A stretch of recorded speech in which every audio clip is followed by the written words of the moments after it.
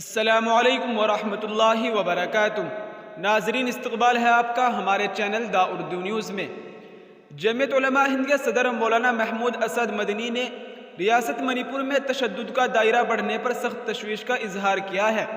انہوں نے یہ بات منی پور کے لیولنگ ضلع بھوپال میں 4 مسلمانوں کی افسوسناک شہادت کے تناظر میں کہی ہے۔ جی ہاں ناظرین، آپ کو بتاتے چلے کہ عسکریت پسندوں نے سوموار کی شام لئی لونگ چنگاؤ میں دھاوا بولا اور وہاں موجود لوگوں پر گولی چلا دی۔ فائرنگ کے نتیجے میں کم از کم 14 افراد گولی لگنے سے زخمی ہو گئے، ان میں سے 4 کی موت ہو چکی ہے۔ مرنے والوں میں محمد دولت، ایم سراج الدین، محمد آزاد خان اور محمد حسین شامل ہے۔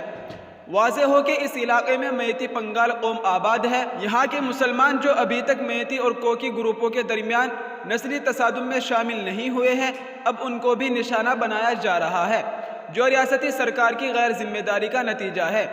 صدر جمعیت علماء ہند مولانا محمود اسد مدنی نے اس سلسلے میں وزیر داخلہ حکومت ہند امت شاہ اور ریاست کے وزیر اعلیٰ شری این برن سنگھ کو خط لکھ کر کہا ہے کہ اس گھناؤنے جرم کے مرتکب افراد کے خلاف سخت کارروائی کی جائے۔ فرقہ وارانہ تانے بانے کو درست کرنا اور تمام شہریوں کے جان و مال کی حفاظت ریاست کی اولین ذمہ داری ہے۔ مولانا مدنی نے پورے واقعے کے پس منظر اور بھتہ خوری کے واقعات کے لیے اعلیٰ سطح عدالتی تحقیقات، مرنے والوں کے اہل خانہ کو معقول معاوضہ اور زخمیوں کے لیے جامع طبی امداد کا مطالبہ بھی کیا ہے۔ مولانا مدنی نے ریاستی جمعیت علماء کے ذمہ داروں کو ہدایت دی ہے کہ امن و امان کے قیام میں اپنا ہر ممکن کردار ادا کرے۔